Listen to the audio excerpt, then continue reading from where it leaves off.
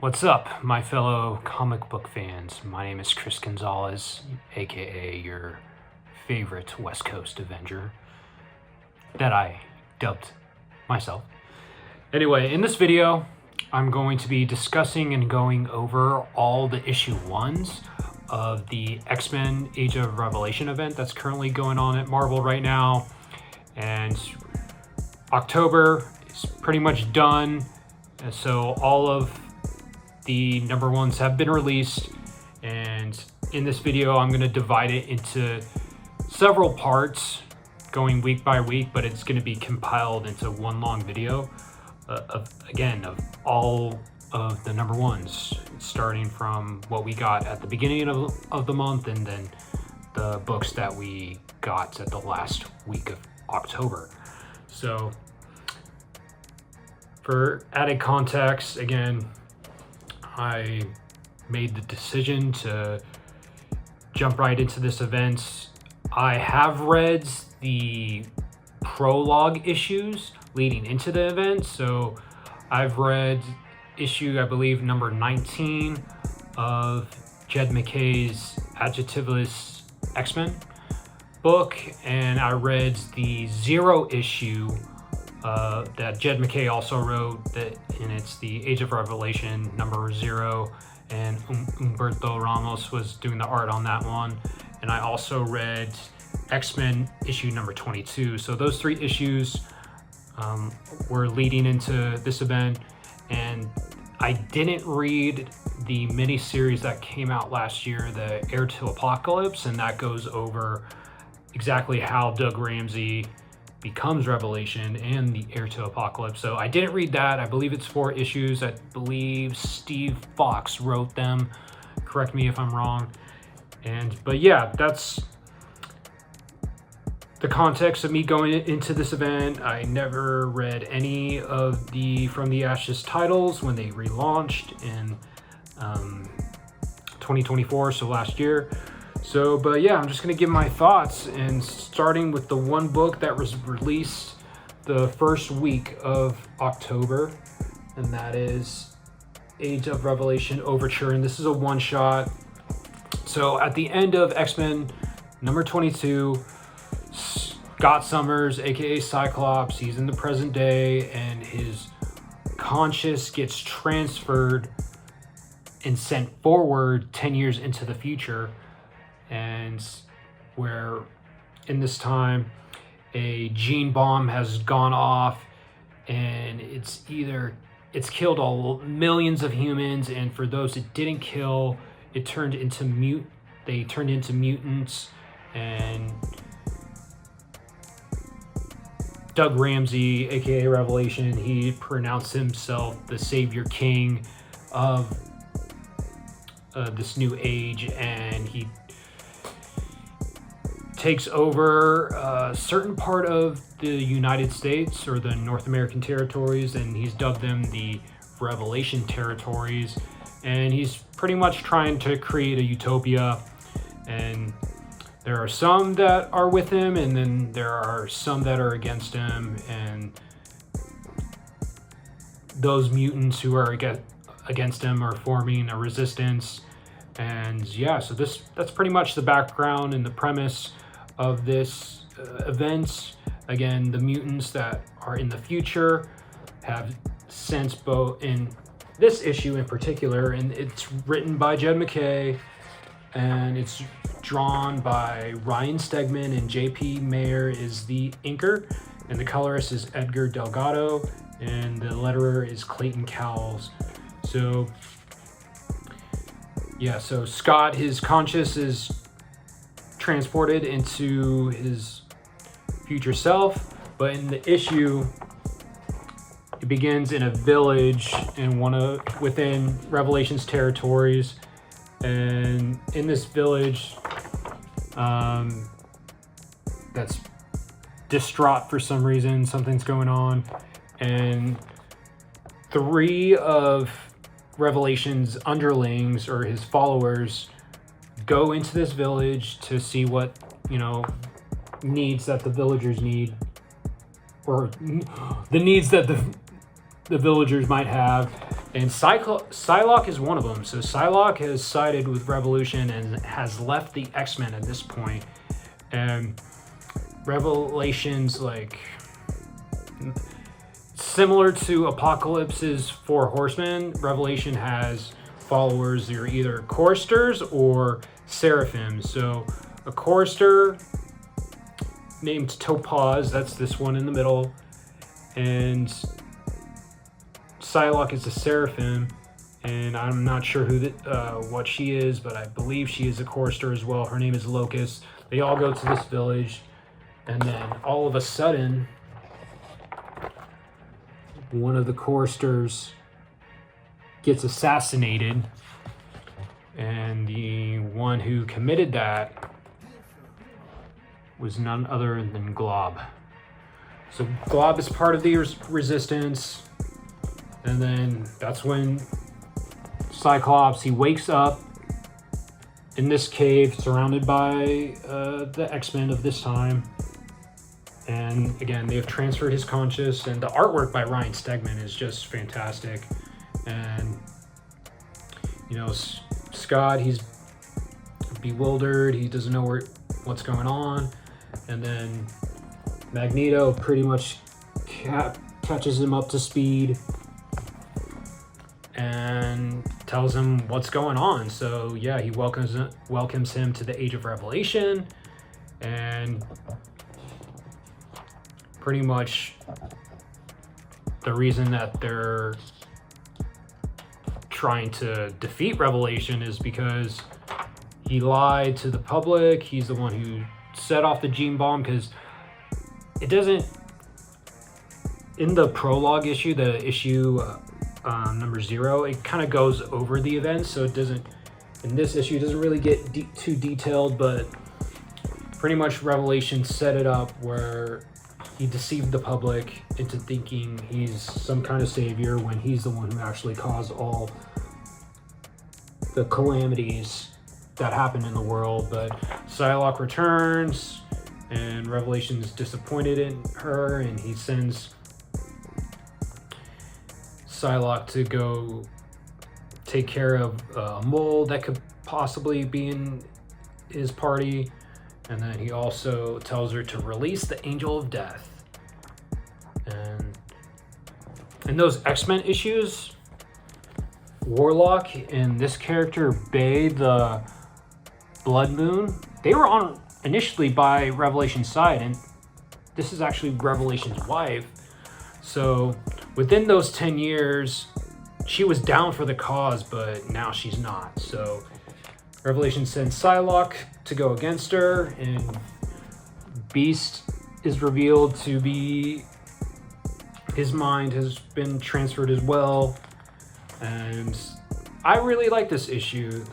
Again, wasn't too confusing, so I think people can jump into this and not have a really hard time following, and pretty much sets up the world, sets up the premise and the settings pretty nicely. And yeah, just the artwork by Ryan Stegman and the lettering by Clayton Cowles elevates the scripts. And yeah, stuff goes down in this. Like, it's pretty violent, and major mutants die. I'm not going to spoil who dies, but some major mutants die, and it is revealed that Wolverine has been brainwashed, like he always seems to get brainwashed somehow. But that's still my guy. But check this out. But yeah,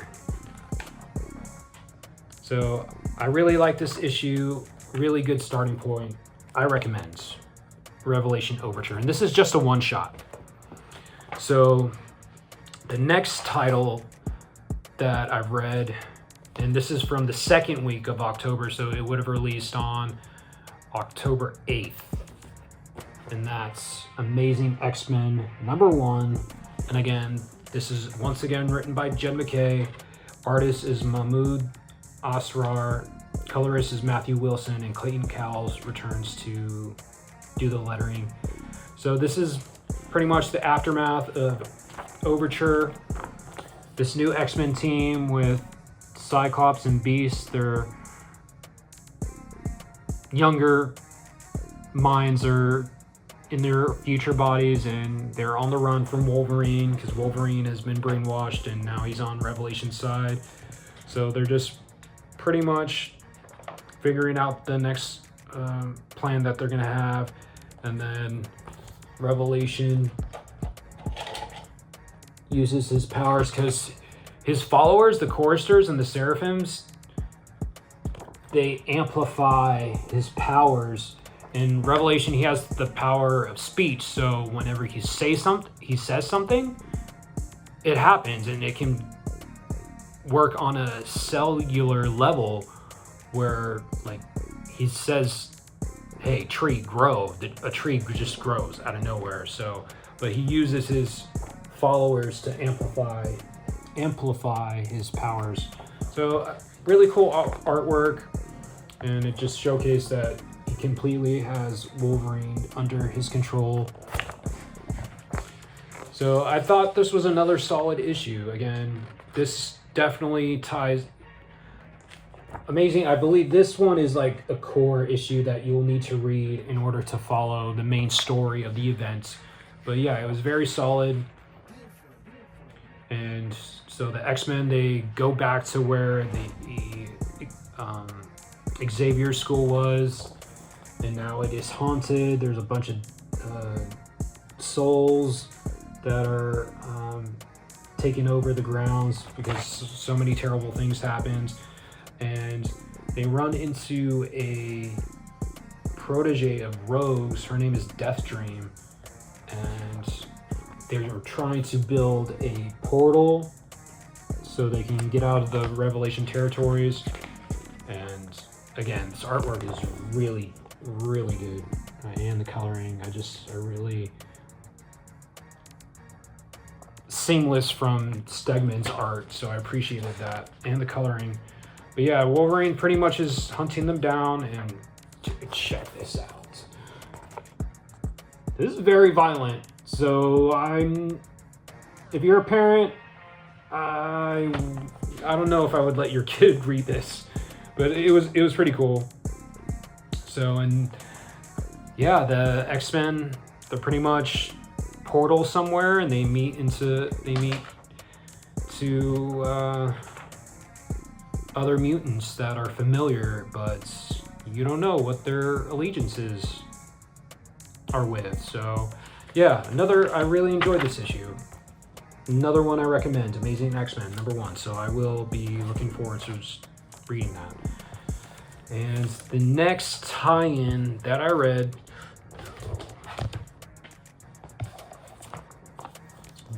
Binary #1, and it is written by Stephanie Phillips. Artist is Giada Belusio. Colorist is Rochelle Rosenberg, and the letter is Travis Lanham.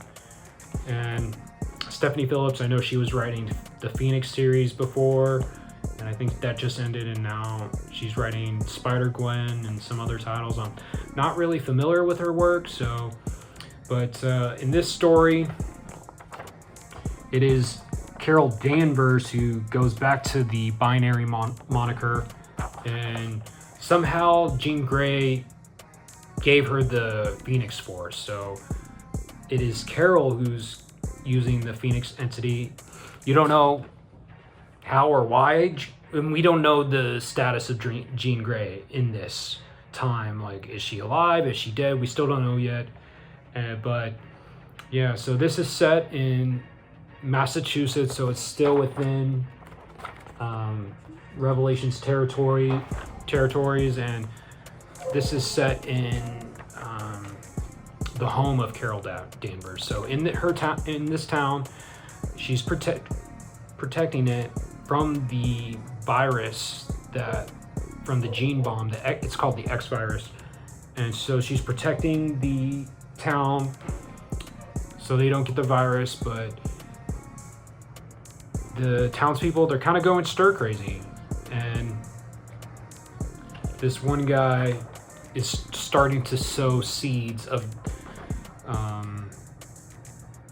anger within the townspeople that they should question Carol Danvers' motives in keeping them in, because she's using her telekinetic abilities from the Phoenix Force to create like a barrier and a shield to protect them from the virus. But yeah, the townspeople are starting to get stir crazy, and some of them believe that there actually is no virus, and Carol's just been lying to them so she can be like a dictator. And they're trying to have a town meeting, but the townspeople are getting angry, and she has to, try to calm them down. And again, it's revealed that this guy is actually trying to get the townspeople to go against Carol. For what reason, we don't know yet. But I thought this issue was pretty solid, because I had low expectations. So yeah, I'm digging it. The artwork was cool. But yeah, but when she goes Phoenix mode, really gorgeous, and I really like the coloring on this page with the red, the yellow, and the orange. Really cool. So yeah, I dug it. Can't wait to read that. It's really more self-contained. And then next tie-in is Laura Kinney Sabretooth. So the daughter of Logan is taking on the mantle of his biggest enemy. So what is that about? So the writer of this is Erica Schultz. Artist is Valentina Binti. Rochelle Rosenberg again is the colorist, and the letterer is Corey Pettit. So in this story, it starts with these two. It's Gabby is Laura's sister, and then that's Dakin. They infiltrate Philadelphia, which is the capital of the Revelation territories, and they infiltrate it, and it's revealed that Laura is on Revelation side as well. So her sister Gabby is skeptical, and they have a meeting, and it's revealed that, yeah, Laura is going by Sabretooth. So apparently Laura was either married or she was in a relationship with Zane Creed, who is Victor Creed's son. And the reason that Laura called her siblings to have this meeting is that Laura has a son named Alex, and she wants her siblings to take Alex so he can be safe and be protected. And her sister Gabby is still skeptical because she's totally against Revelation and what he's doing, and she questions Laura of why she's on Revelation's side. So they have a squabble, and then Dakin has to get in the middle of them and prevent them from fighting, and he still has the Helverine entity, and he's trying to control it.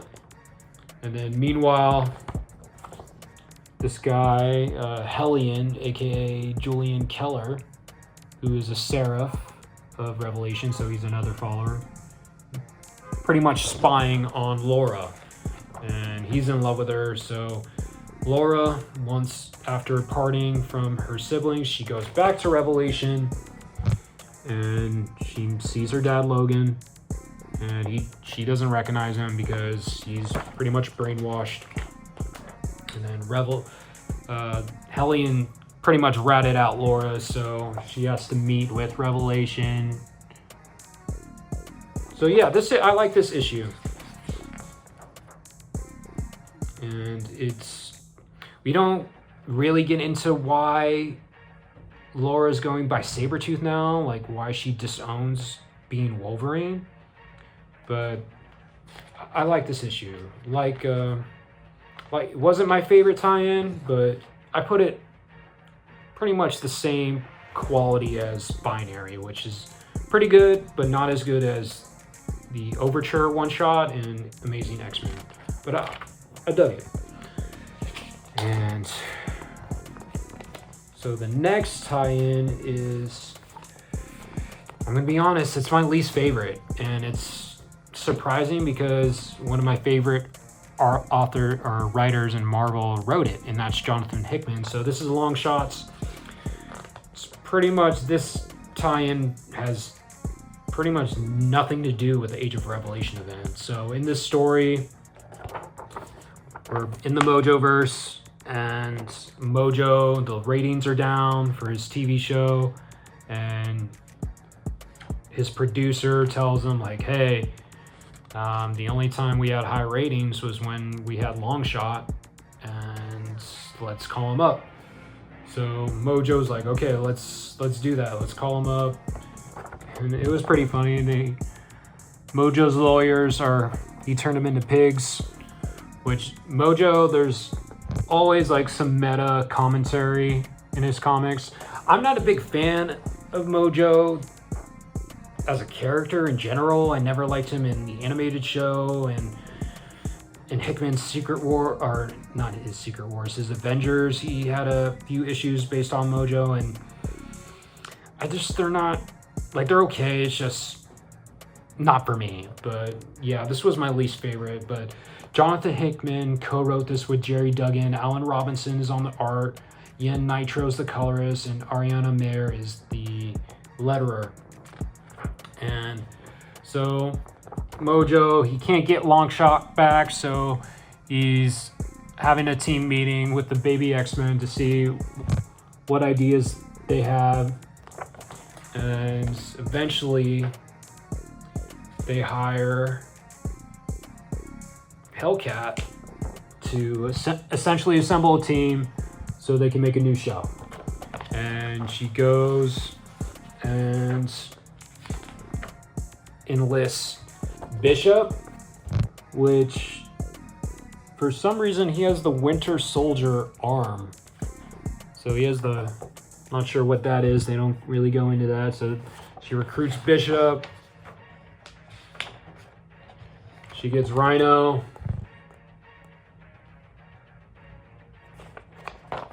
And then Craven, who is now bald.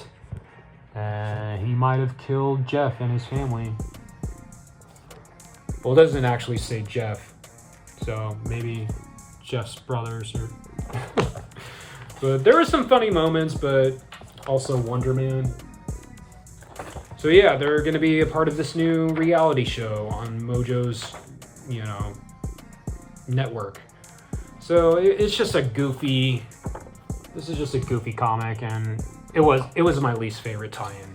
So I'll read the others, but my excitement level for that is not that high. So the last tie-in for the second week of October was The World of Revelation, and this is a one-shot. It's composed of 3 stories, and the first one's called The Message. It's written by Al Ewing. The second, and it's the artist is Augustine Alessio. The second story is Never Let Me Go, written by Steve Fox. Artist is Jesus Marino. The colorist is Will Quintana. And the third story is Epcot of Revelation, and that's written by Ryan North. The artist is Adam Sawalski. Colorist is Chris Peter, and the letterer throughout everything is Travis Lanham. So in the first story, it's kind of like set up like a novel, which was pretty interesting. Not sure why it was set up like that, but I really dug the artwork. So, and this is actually tied to the main story.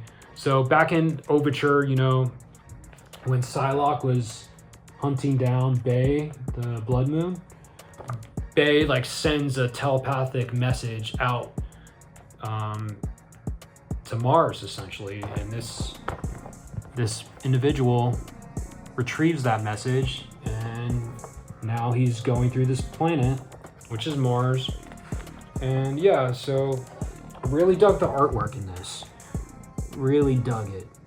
So he's just going through the various races, and territories in this planet. Some humans have migrated there. And eventually,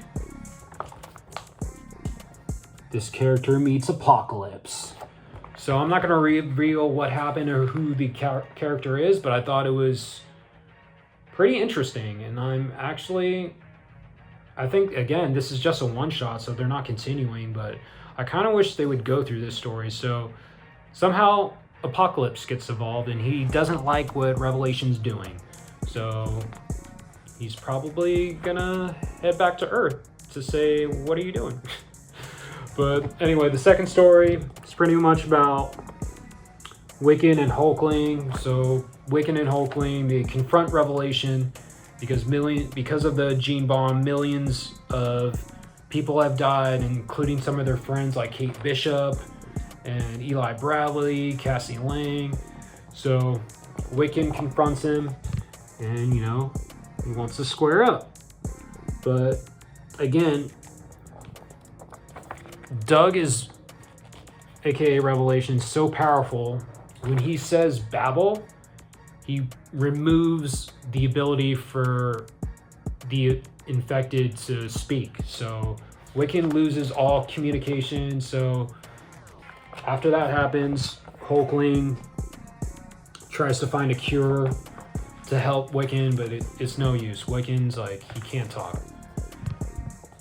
Hulkling goes through various means to try to help him, but it's just Wiccan's trapped like that. So very touching issue, and it was my least favorite out of the 3 stories, but it was cool. And then the last issue was really by Ryan North, or the last story I should say. It's about Franklin. It's kind of an emotional issue. So Franklin Richards, during the Age of Revelation, he gets infected by the X virus as well, and all of his family have died. The Fantastic Four are dead, and he survives, and he turns into this like monster. Look at how creepy that is. He pretty much turns into Clayface, but he's like stuck as a monster, and he's just rummaging around searching for artifacts, and he's trying to recreate pieces of art so that future generations can remember what happened before the Age of Revelation. But something happens to Franklin at the end, and it sets up, this really doesn't have any effect into the main story either, but I liked it. It was a very touching issue, and you feel bad for Franklin. So that was the world of Revelation. So again, the stuff that I liked the most was written by Jed MacKay, and Long Shots was definitely my least favorite. So, but yeah, that was the first 2 weeks of the Age of Revelation event. So this next part, I'm going to be talking about the third week. Okay, now, so we're going to go over the titles that were released on October 15th. First one is Iron and Frost, and Kevin Scott wrote this. Penciler is Irie Coleman, and again, forgive me if I mispronounce your first name. And inkers Ruari Coleman and Roberto Baggi. Colorist is Yen Nitro, and the letterer is Joe Giuseppino. So it's pretty much starts with a figure walking through the ruins of New York and going to the big hole or chasm that's in the ground, and then there's a flashback of Emma Frost fighting alongside Iron Man, War Machine, and this was, I guess they're fighting in front of the Avengers Mansion, and it's 4 years into the Age of Revelation. Firestorm is also in the fight, so they're fighting Revelation's followers, so they're Seraphis, if I'm pronouncing that right. So Mutant Morrow and Carmilla Uniscione and Phaser. So they're fighting, and then Emma Frost, they're trying to protect this mutant girl right here. The artwork was okay. This is one of the weaker Age of Revelation tie-ins to me. I just thought some of the choices were out of character, especially for Emma Frost. So she's trying to protect this girl.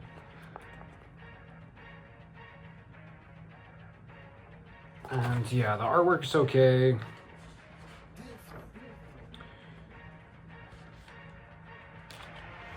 And then, yeah, Emma Frost gets severely injured, and Tony is distraught about it. And I thought it was cool that, I guess, Emma realized that Tony actually did love her, and so the Avengers Mansion crumbles into this hole in the ground, and Emma severely is injured, so she turns into her diamond form in order, because if she doesn't, she'll die. So that's the part I thought was like, okay, why didn't she just automatically turn into her diamond form? But again, that's just me.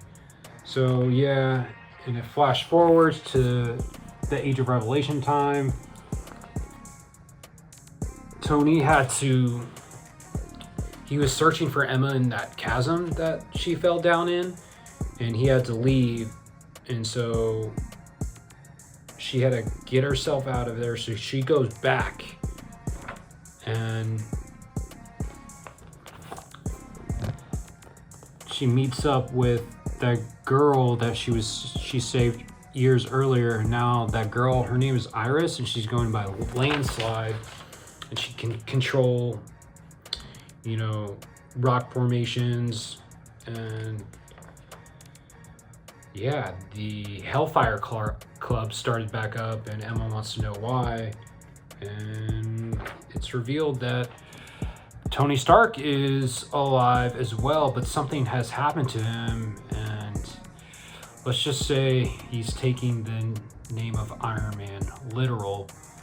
And yeah, so it was okay. I don't know if, I'm going to read the next issue, but yeah, one of the weaker tie-ins, and I'm surprised because, again, I like Kevin Scott as a writer. He wrote some good Star Wars comics. So the next tie-in is Rogue Storm,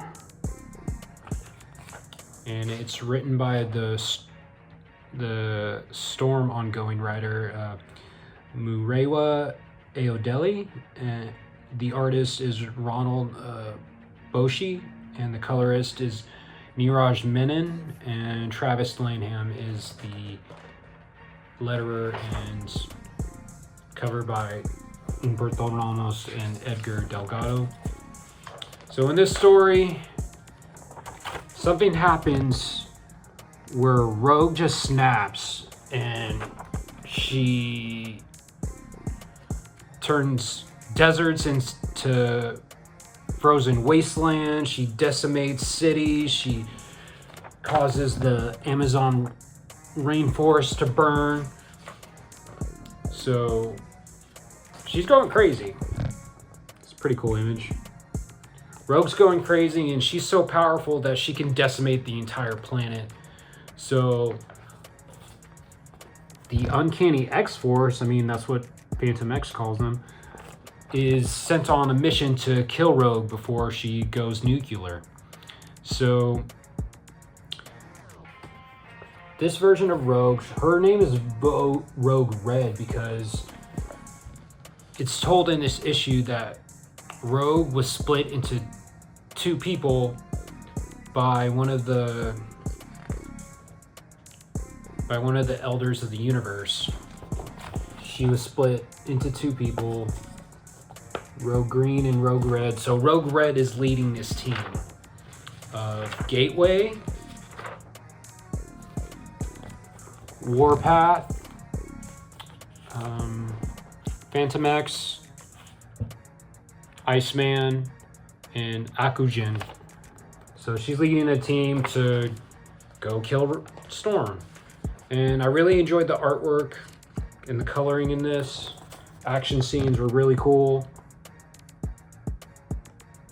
And they're riding these like rhino monsters that can talk, and they're all about war. Yeah, a lot of this, very violent. A lot of violence imagery, but I really dug this issue. I think this might be one of my favorites out of this particular week's releases. So it's revealed when Rogue got split. Rogue Red is not the original. She essentially is the copy, and Rogue Green is the original. So Rogue Green went on to, have a relationship with Gambit, and Rogue Red was pretty upset.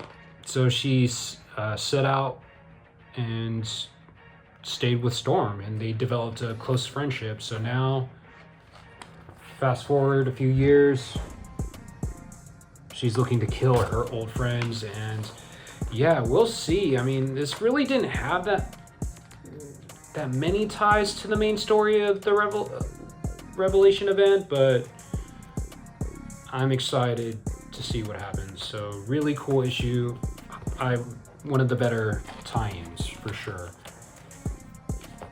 And the next one, this one actually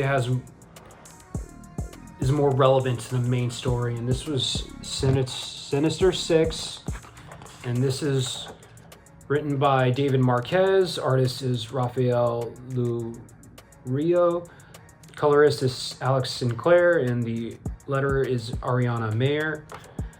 So it starts off in what used to be upstate New York. Misty Knight and Colleen Wing, they are working for S.H.I.E.L.D. and they're on a mission to, get this area mapped, and they run into a mutated black cat, and that's what the X virus did to her. So, and then Omega Red joins into the fray, and this particular team of Black Cat, Omega Red, Domino,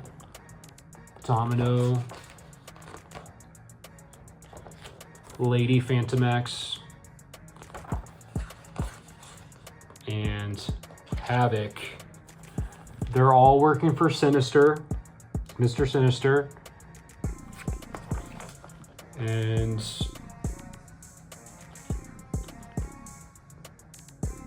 they're not really after Misty Knight or Calling. They're looking for this device that would attract Venom. So they're tracking Venom. Mr. Sinister has plans with Venom, and they capture Venom. We're not sure if it's Eddie Brock or somebody hosting the symbiote, but they capture Venom, and they take him back to Sinister's headquarters. And really touching moment with Havoc and his son. So apparently Havoc doesn't want to risk the chance of getting his son infected with the X virus, so his son is like encased in this glass room. So pretty much Mr. Sinister is trying to find a cure to the X virus. So with him, known for doing experiments on mutants, he's trying to find a cure. And based on the experiments he's been doing, he comes to realize whenever he finds answers, it just raises more questions. And he's using the symbiote.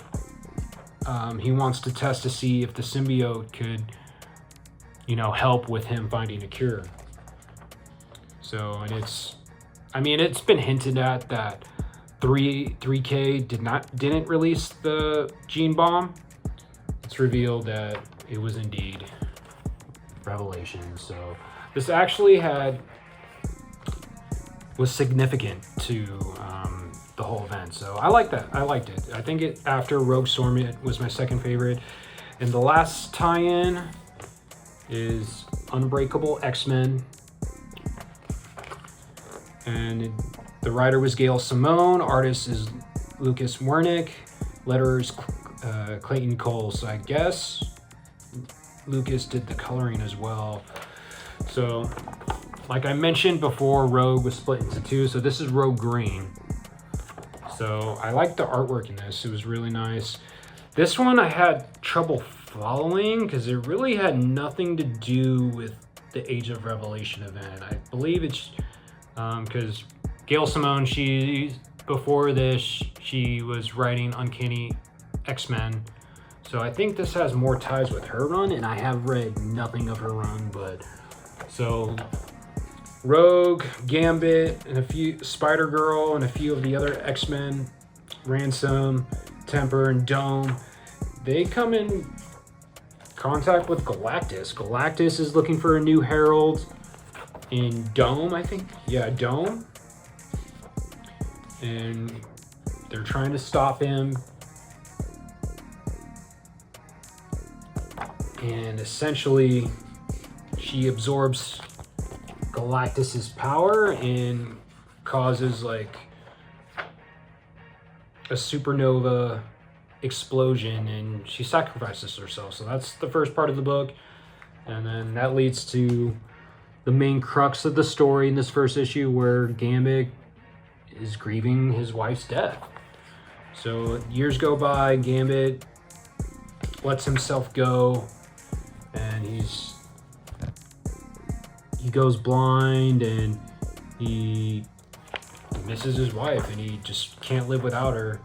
So, and I guess somehow the body of Galactus is now in the depths of the ocean now, near Atlantis. So, and I guess he gets reawakened somehow. So, the artwork was the best part. So it was kind of, I had trouble following along because zombies show up, I'm not sure. But yeah, this one I think had more ties with Gail Simone's series. So it was okay. It wasn't as bad as Iron and Frost, but it was my second to least favorite out of the 4 tie-ins of this week. So yeah, so that was the releases for the week of. Okay, so now we're going to be going over the books that were released on October 22nd. And the first one, Omega Kids. The writer is Tony Fleeks. Artist is Andres Giole. Colorist is Sir Fer Cifuentes Suho. And say hi to Cuddy. And the letterer is Travis Lanham. So, again, I'm not familiar with any of these characters, but Quentin Quire, I guess he was a part of the normal X-Men line. I believe so. Correct me if I'm wrong, but yeah, so he is a agent of Revelation. He's on their side. So issue starts off with, goes into more details about how Revelation turns those who oppose him into Babel. So they have, they can't talk, and they lost all abilities to communicate. So in my mind, I was like, could they do sign language? But I guess they can't. So yeah, it just starts off with this couple. Their son has become babbled, and I guess they're going on a mission, and multiple people are dealing that have family members that have been babbled, are about to set out and go on a mission to take down Revelation. And they have to think carefully because there are a bunch of psychics running around, so they have to be wary of what they think. That way Quentin and his Omega kids, his network of spy telepaths, don't catch on to what they're planning to do. And I thought the artwork was cool. As far as the writing goes, it was pretty good. This was my second favorite tie-in of the week, and it calls back to the Overture issue where Revelation's talking to Psylocke, and what is cool about this is it's pretty much the people who were, or this lady in particular, in her mind, she was about to kill Revelation. She's actually, the kids are projecting that into her mind. So it really never really happens. So these Omega kids projected it into her mind and they killed her. So pretty much just after that goes over each of the kids. They're around, there are 4 kids, and there's age range is 8 to 16. The youngest is Bailey Quinn, this girl. The second youngest is Curtis Terrell. Third is this one with the spikes. Her name is Neil Widows. And then the last one is Ayla Boskirk. She has like no eyes. So yeah, so pretty much Quentin asks, what did they learn? And apparently Curtis left a glitch, as they call it, in the projection. So the one who was being affected didn't notice it, but Quentin's like, yo, if someone did notice, it would be all for nothing. And it's cool that earlier, I didn't even notice, but earlier on the earlier pages, you see the glitch right there. So that pretty much gives it away that she's in an illusion, pretty much.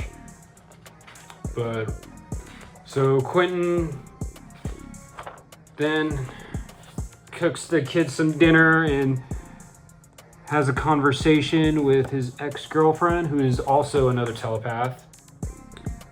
No, she's also psychic, but it turns out by the end of the issue that the kids are pulling a fast one on Quentin, and they actually trapped him in an illusion, which I think is cool. So what are the kids' motives? I don't know, but I really, again, my second favorite tie-in, Omega Kids by Tony Flinks and Co. So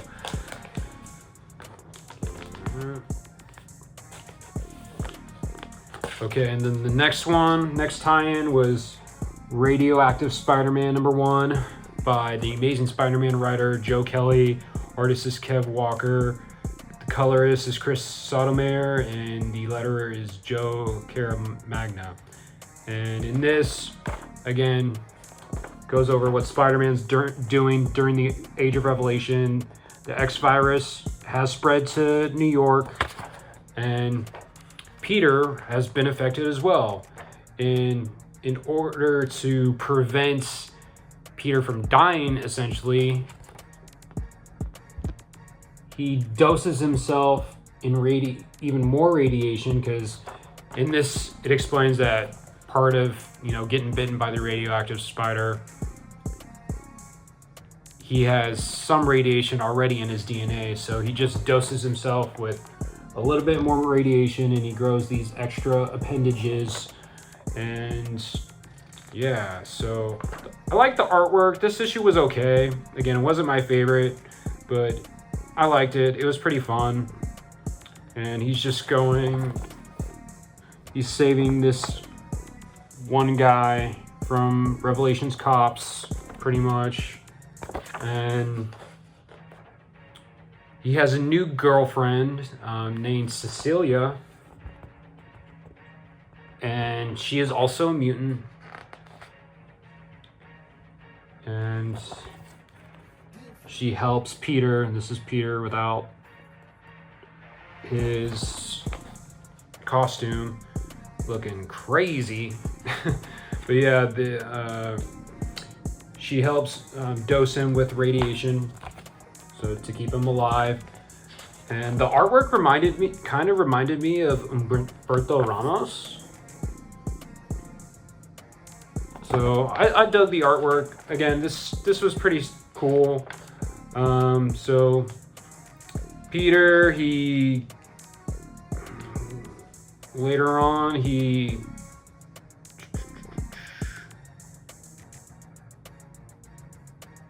guess he's stopping these marauders.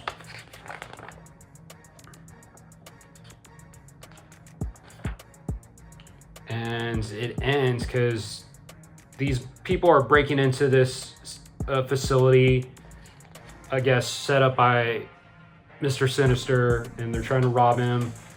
And Peter's like, I'm trying to save you guys. And his girlfriend comes along as well, because she has the power to like create force fields. But this huge like sludge monster kills one of the marauders. And you know what? Peter gets protected by what happens, and it turns out Aunt May is the sludge monster. And so I thought this issue was all right. It wasn't the greatest, but by the end I was like, okay, seems like potentially Aunt May got affected by the X virus as well. So I like that issue. It was pretty cool. Not as good as, I don't think it's as good as Joe Kelly's Amazing Spider-Man run right now, because I'm really digging that run. So but yeah, cool issue. And third tie-in of this week was The Last Wolverine. And to be honest, this was my least favorite. So this takes elements from Saladin Ahmed's Wolverine run from the Ashes era. So he is returning to write this.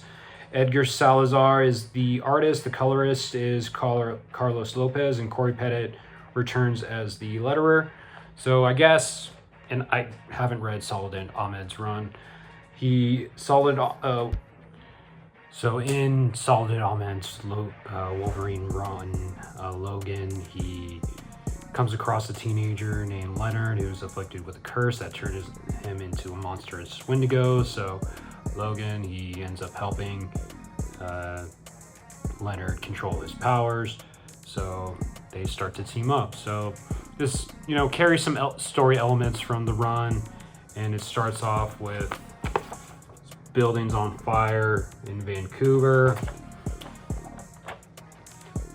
and these kids, they're stuck in a burning building. And then who comes to save him? Oh, it's the wonderful Wolverine, and that's Wendigo. He's donning Wolverine suits, and I found the dialogue a little cheesy in this, and some of it was kind of nonsensical. Like Wendigo, he helps these kids escape by just going straight down, but that causes the building to collapse on top of him. So it wasn't very smart. And it goes over, you know, what happened to him as far as him getting cursed and him coming across Logan and then them teaming up. So, but then he saves the kids, and then the kids ask him, like, yo, what happened to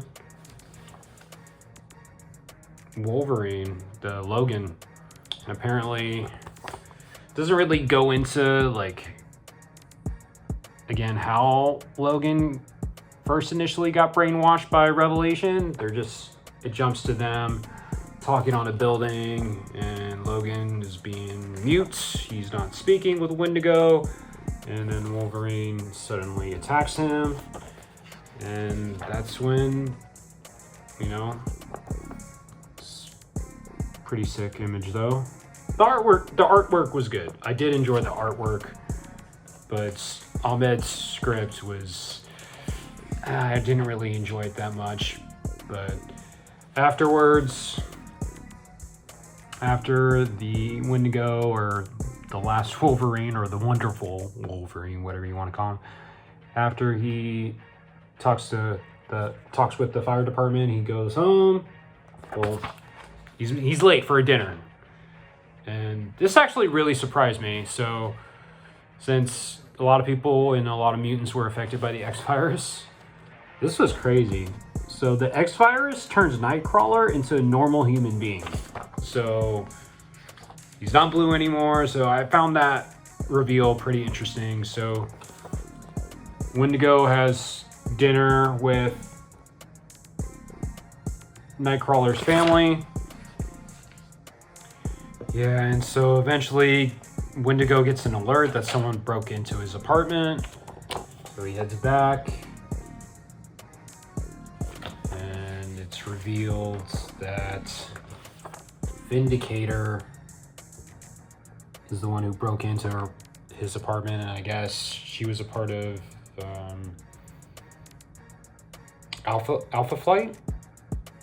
I'm assuming she was a part of Alpha Flight, so someone correct me if I'm wrong, but she has ties with Logan. And yeah, so that was it again. Definitely out of the 4 titles that were released this week, definitely the weakest. I'll read the next one, but it was the weakest. And my favorites, because Omega Kids was going to be my favorite, but then I read this one. So, Book of Revelation, number 1. This is written by Jed MacKay. So this is like a real essential issue to the whole event. So again, McKay's writing it. Netho Diaz is the artist. The inker is Sean Parsons. Colorist is Fer Cifuentes Suho. And Clayton Cowles is the letterer. And this starts with the little girl. Her name is Elbecca. Yeah, Elbecca Voss is her name. She was chosen after Topaz was murdered by the X-Men in the Overture issue. She was chosen to become a new chorister for Revelation, and something's keeping her up at night. We don't know what is it yet. So then it flashes back to, again, Revelation addressing his people. This is a dope shot. It's a really dope shot of him speaking to the people below and his fellow mutants below. So I really dug that. So he tells them that a chorister has been killed, and he's anointing a new chorister, and that is Elbecca. Not sure what her powers are just yet. So and some of Revelation's other chorister, particularly this guy, what's his name? Fabian Cortez. I guess he was the first chorister, and he's like really jealous of Elbecca because he thinks she might replace him. So I actually dug, no pun intended, Revelation's depiction in this book, it just shows him, he has a different side to him. He acts like a different person with his choristers compared to when he's addressing his fellow mutants. So he even tells Rebecca, hey, you can just call me Doug. And she's like, why do you act different with us compared to when you're talking to your people? He's like, well, I have to be this way. It's expected of me. It literally, he says, when I speak to our friends, all the mutants who live here, I have to be what they expect of me. Like a cross between Magneto and Doctor Doom, they want a leader who sounds powerful, someone who makes them feel safe and proud. So that's pretty much why he puts on that act to, seem powerful. So to get under Rebecca's skin, Fabian tries to scare her and tell her that there's a ghost living in her room, and it's called the Ghost of Philadelphia, and then that causes her again to not sleep very well. And then the choristers have a meeting, and it's revealed that Apocalypse is coming to meet with Revelation, which I thought was cool because it has ties to the Overture issue and the World of Revelation one-shot. So Death, the Horseman, he comes and he basically says, Revelation, you're fucking up, dude. And then Revelation's like, yo, I'm my own man now, I do what I want. And he pretty much tells Death to kneel, and he tells him to deliver a message to Apocalypse. He's like, yo, tell Apocalypse, he wants to try to take my power, he can come do it himself. So he sends Death back to Mars, and then later Fabian and Rebecca, they have a conversation, and Rebecca's like, why are you so mean to me? And he tells her, I'm jealous of you. And that's why he ends up pulling a Jaime Lannister, pushes her off the building. But throughout the issue, she's been hearing this voice in her head, so she thinks it's the ghost, and she uses her power to manifest this ghost into reality. And it turns out it's Kitty Pryde is the ghost. So how does she become this ghost? I'm pretty sure it has something to do with the X virus. So this was the best book out of this week, in my opinion. So all the Jed McKay stuff has been really good. So, and I get he's the main, he's writing the main story of the event. So yeah, so 3 out of 4 of the titles of this week that I like. So we just got one more week to discuss, and that's the week of October 29th. Okay, so the last few Age of Revelation titles that were released during the week of October 29th, I'm going to go over right now. So the first one is Cloak or Dagger. So in this one,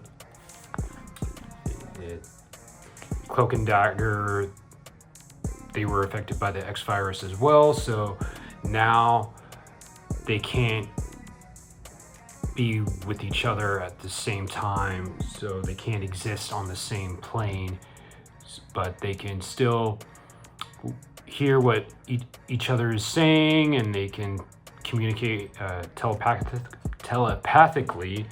So this one is written by Justina Ireland. Artist is Lorenzo Tometa.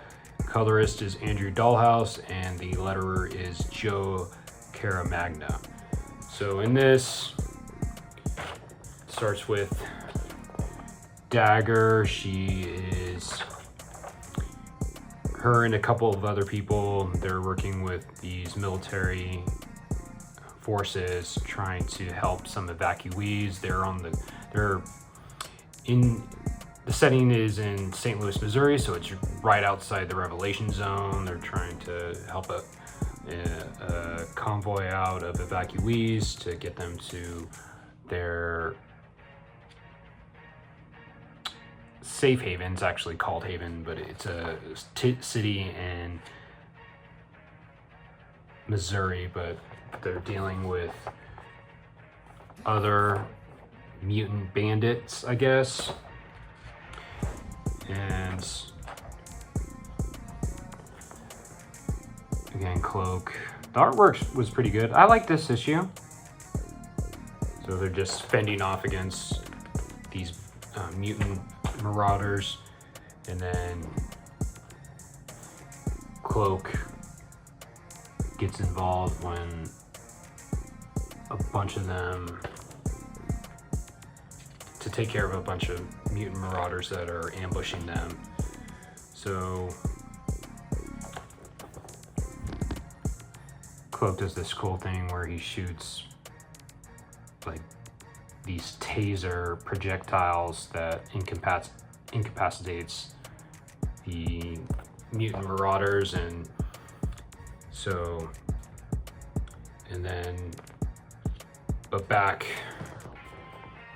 the military forces, they get ambushed by other mutants, and it looks like the von Strucker siblings, I guess they're children to Baron von Strucker, they attack the military forces along with the evacuees.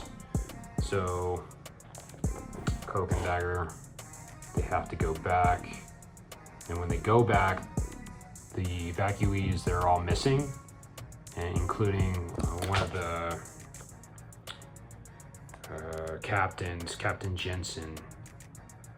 So for the von Strucker siblings, they took him to an undisclosed location. They're trying to find Cloak and Dagger, and their allies are trying to find them. And the von Strucker siblings intentionally infect they expose the evacuees to the X virus. A lot of those people don't survive. Some of them do. They turn into mutants. And they finally got a ping on Captain Jensen's tracking device, so they go to see if they can find the evacuees, but it looks like, again, they're too late. But they do find Captain Jensen. He is turned into a mutant. Kind of looks like a scroll there. And this was pretty interesting. So while Dagger's out in the real world, Cloak is somewhere in this, I guess it's an extra dimensional void, but he's with their daughter. So yeah, I'm not sure where exactly they're at, but he reads to their daughter. And yeah, so out of all the people, the evacuees who were killed, so only 14 of almost 60 survived. So a lot of them died. And now the von Strucker siblings, they're going to try to get more recruits to turn them into mutants, and they're heading towards Fort Leonard Wood, and that's where Cloak and Dagger, they're stationed at. So that was about it. I enjoyed it. It was fine. I'm interested to see what happens next, so not too bad. And the next one is Expatriate X-Men. And this is written by Eve L. Ewing. Artist is Francesco Mortarino. Colorist is Raul Angulo. And the letterer is Ariana Mayer. So in this team of Miss Marvel, Kamala Khan, Rift, Bronze, they are infiltrating this this stronghold that's on the border of the Revelation territories. So I like the artwork in this, and apparently they're trying to extract this mutant who can provide them with a lot of intel. And if, you know, they run rifts, him in the middle, he can teleport them. Apparently they can go back in time and redo it, because initially they try to extract this guy right here, but they get caught.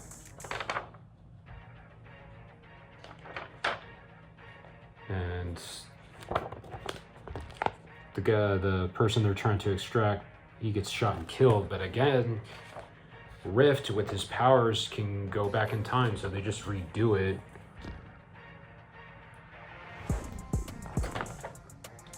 And they eventually save him. So I kind of was pointless to me if they can just go back in time and redo things. So they meet up with another mutant. Her name is Melee, and she's a part of this team of X-Men that they're based in. Their main headquarters is on these boats called the Flotilla, and they get transported to the Mississippi. And with Lyrebird is this guy's name, the guy who they extracted. His name is Lyrebird. So they can provide him intel, and they just need him to get, you know, to gain his trust, so they can provide him intel. And so yeah, this might be my least favorite, but I did enjoy the artwork, and I'm interested in seeing where they take it from here. So again, but it looks like, and then they're in communication with Mystique. Mystique is like a information broker. So again, he has key knowledge to everything. Lyrebird, he has knowledge of everything he encountered while he was in custody in Denver. So he knows of strategic maps of ammunition sites, names, next of kin of key personnel, inventory of food and medication stores, and whereabouts of several captive mutants of interest. So that's pretty much why they extracted him. So, and then Melee seems to be a double agent, because she's communicating with somebody that we don't know, because they're trying to get Lyrebird to Darkchild, who is a callback to Magic in Amazing X-Men. So who is she working for? Probably somebody in Revelations camp. I'm not sure, but yeah, this was okay. Not my favorite. So we'll see what happens. And the next one is Undeadpool. Written by Tim Seeley, artist is Carlos Magno, colors is Guru EFX, and the letterer is Joe Sabino. So in this, pretty much the X-Virus also infected Wade Wilson, and with his regeneration powers, it put him in a limbo state of neither being alive or dead, so he pretty much is a zombie. So, and his mind is fully aware, like but sometimes his body automatically, when he needs to feed on flesh, his body, he turns into a straight up zombie. But once he's eaten enough flesh, then he's able to talk clearly and return to somewhat of his normal self. But the issue starts with these group of mutants. It is Fantastica is one of them. Kid, Man Thing, Fearless. She kind of looks like Deadpool a little bit, and then, or Daredevil, and then this dude has similar powers to Thor. He has like lightning powers, and they're trying to get in league with the Flotilla, the group that Miss Marvel was a part of in the Expatriate X-Men. So the group, they come across these babbles, and this girl, she has stretching powers. Again, that's Kid Man-Thing, Fearless, and then I forgot his name. Magni is his name. So Magni, he is, he has lightning abilities. Fantastica is that woman. Again, she has stretchy powers like Mr. Fantastic and like Kamala Khan. Kid Man-Thing is an plant elemental, and they call themselves the Alpha Warriors, playing on Alpha Flight and New Warriors. So throughout, I think Tim Seeley, he nails the Deadpool humor, the dialogue, and Wade is pretty much hunting these kids down. He needs to eat their flesh, so one by one, he essentially kills them. The first one is Magni, because apparently Fantastica and Kid Man-Thing are dating. So they're just talking around this fire, and they go off, and it looks like Fantastica is cheating on Kid Man-Thing with Magni. But then, so Magni, while he's making out with Fantastica, he gets killed, and she starts freaking out, and it's because Deadpool is hungry and he eats his flesh. So Magni's the first one to go down. Kid Man-Thing, discovers Magni's body, and Kid Man-Thing figures out that Fantastica was cheating on him. So he gets really upset, and he asks Fearless if she knew that Fantastica was cheating the whole time, and Fantastica, or Fearless, she tells him that she knew. So Kid Man-Thing gets really upset, and he just ditches them. Fantastica is upset, tries to get Kid Man-Thing to come back, but somehow Kid Man-Thing also becomes a victim of Deadpool. And then apparently, so it's just Fearless and Fantastica left, and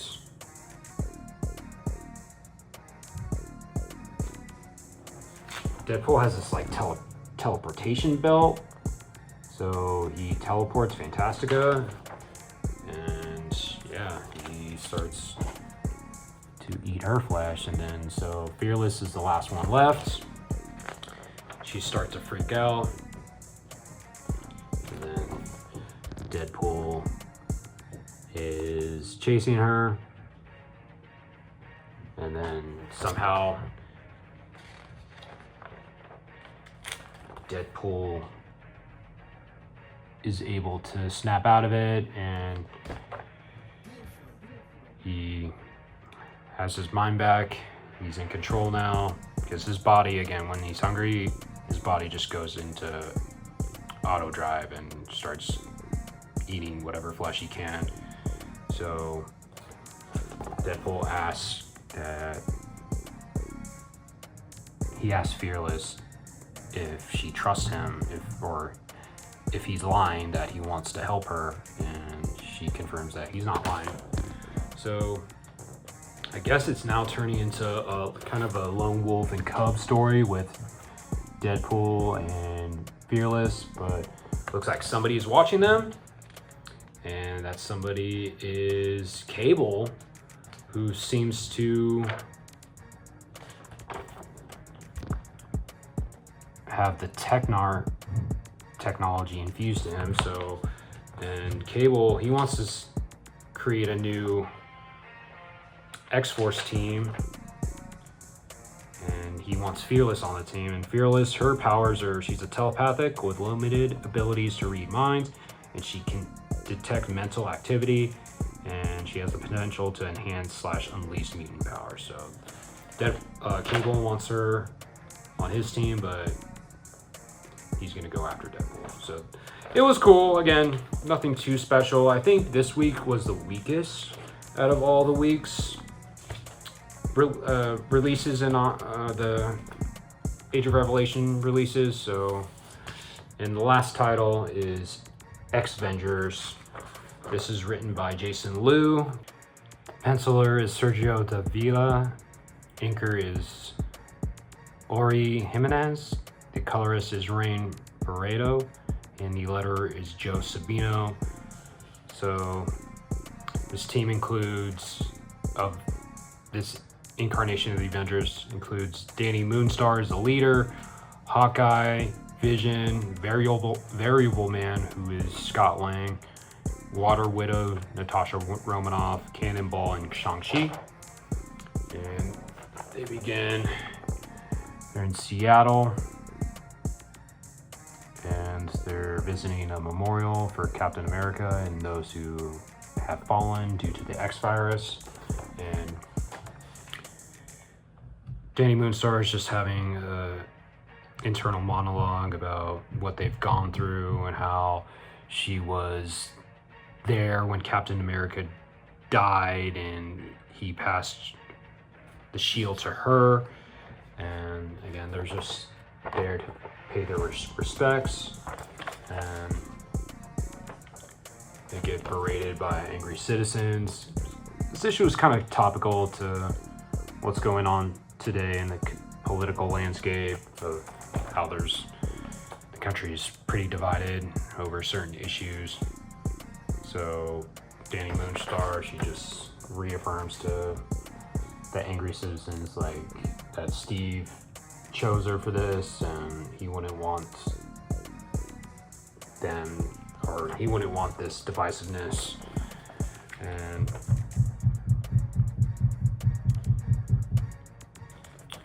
then eventually the Kree invade, so they gotta stop them, and they're invading the capital of the Revelation territories, Philadelphia.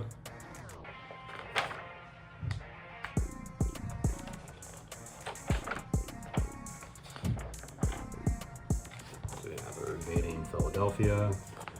So the Avengers go to stop them. I mean, this was all right. Scott Lang there.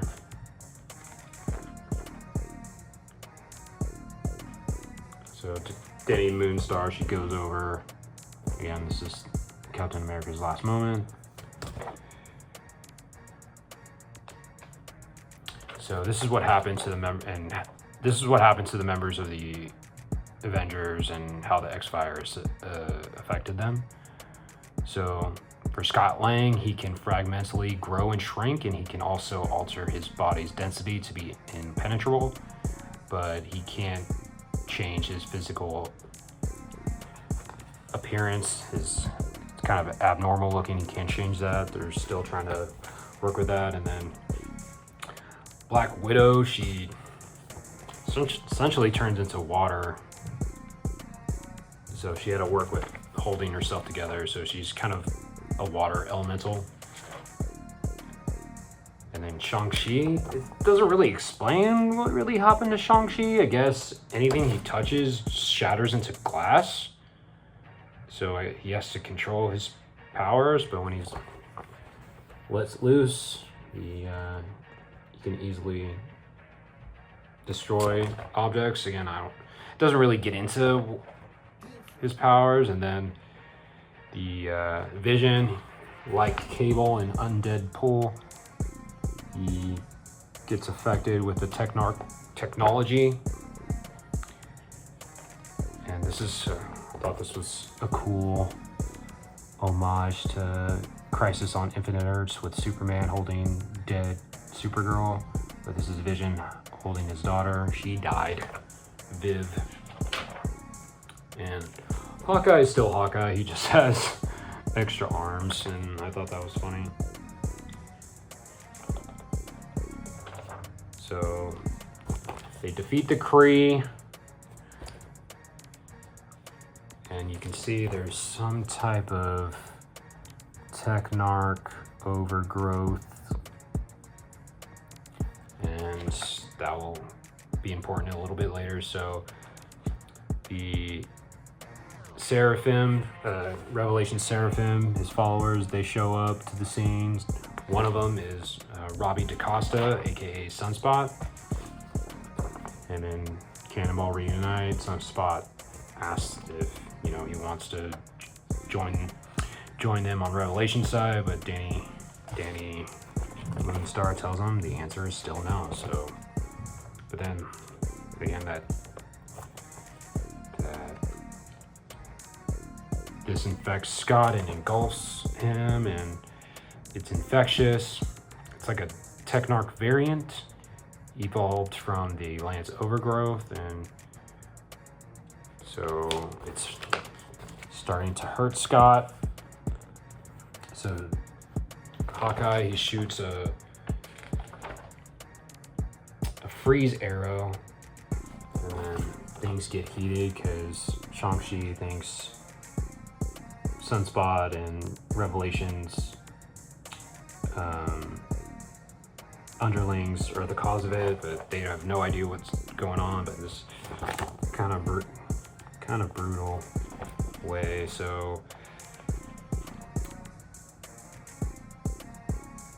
yeah, so they got to deal with this Technarch like virus that's going and engulfing people, and that's where it ends. So yeah, this was cool too. Again, I thought the last bit of the Revelation titles were the weakest out of all of them. So overall, there's some really good issues. Again, the main issues that I liked were definitely from Jed McKay, and the ones that tied in more with the event itself, I really enjoyed the most.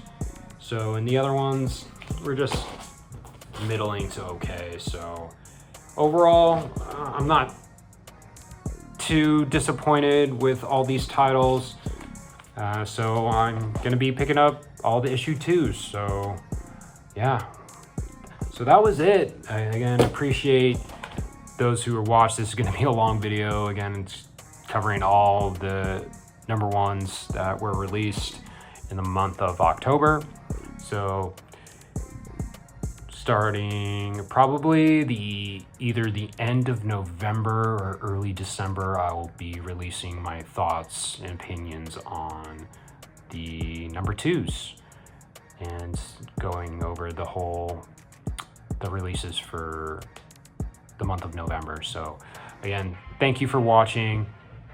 Like, comment, subscribe if you haven't, share the video.